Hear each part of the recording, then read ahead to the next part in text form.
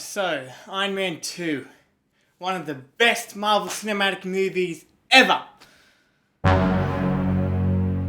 No, actually, it's the worst Marvel Cinematic movie ever. I don't like this movie. This is probably one of my most hated movies, and I'm going to say this now. This one and Thor are probably the only Marvel Cinematic Universe movies that I hate.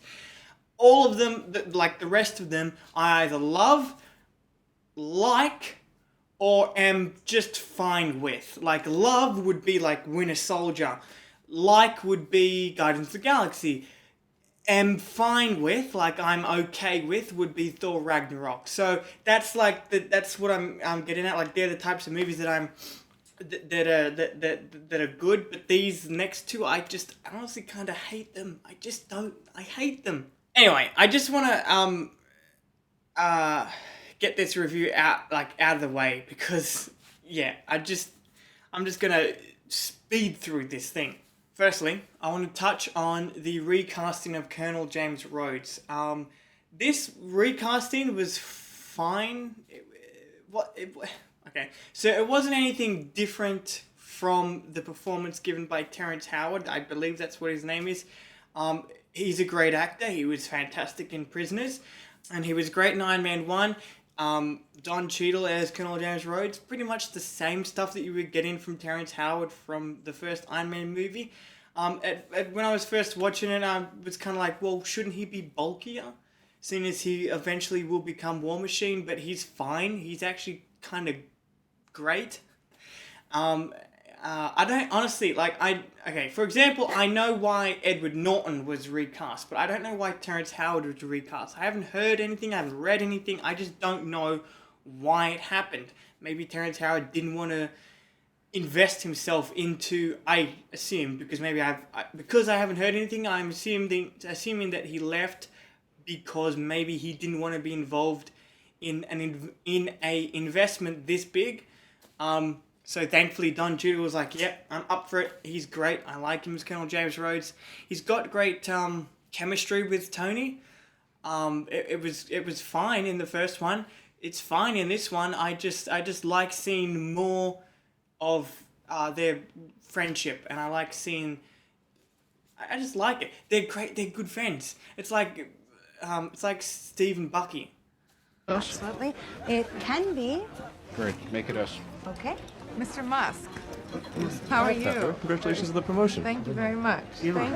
Those Merlin engines are fantastic. Oh, thank you. Yeah, good idea for an electric jet. Holy shit, Elon Musk is in this movie. Whoa. Now, as for the villains, and the actors who play them, both were pretty shitty. Both were, but they were pretty shitty. Mainly, I think, because of the performances and the writing for the characters. If the writing was a little better, then maybe the shitty performances could have been bearable. But both are bad. Both are pretty not so good. Firstly, I'm going to go on to Whiplash. Mickey Rourke plays Ivan Vanko, who is Whiplash, and he's just not good. He's just completely miscast. He was not good as a super. He's not good as a super villain. Okay, he's better as more realistic characters. He was great in The Wrestler and, dare I say, The Expendables, for the little amount of time that he was in it. But he is just not good as a comic book, larger than life super villain. Now, Sam Rockwell as Justin Hammer was, I will say, a lot more bearable than Mickey Rourke as Ivan Vanko. Justin Hammer was okay. I understand his motivations. He's a competitor. He's one of Stark Industries' competitors. So, yeah, there is a motivation there to try and be better than your competitor, to try. And then he goes into some very grey areas. Which, like, corporate conspiracy, haven't we seen that enough times? But it's here anyway in this movie. And also, I get Ivan Vanko's motivations, but, like, I get both their motivations. They're understandable, they're simple, right? But they don't add any depth to the characters. Ivan Vanko's motivation is it's a generational thing. That the Vankos and the Starks, that the Stark generation have always, basically shat on the Vanko generation, and so he's fighting for a whole bunch of his ancestors that he's never met before. Basically, like, these are men that he's never met before. He doesn't know them, never met them. They're all dead. What does it matter? Stop using this. It's lazy writing.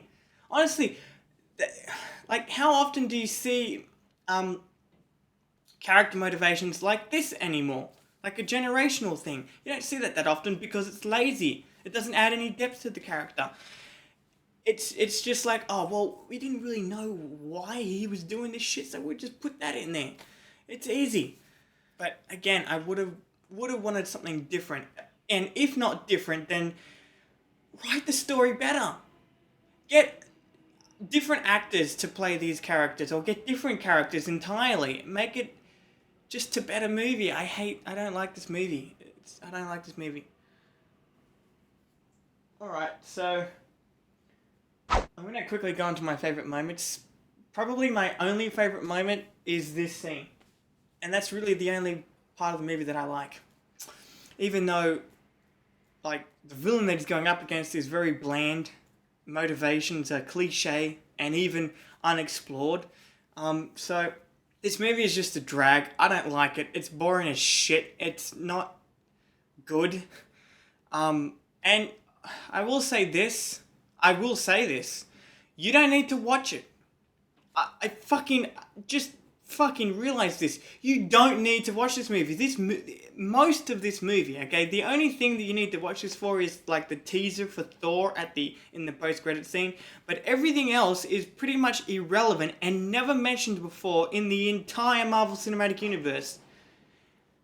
Anything that goes on in this movie, never mentioned, doesn't affect it in any way. You could honestly skip this. You could honestly skip this movie over. You could. Anyway, that's it for this review. I'm going to see you in my review for Thor. Bye-bye.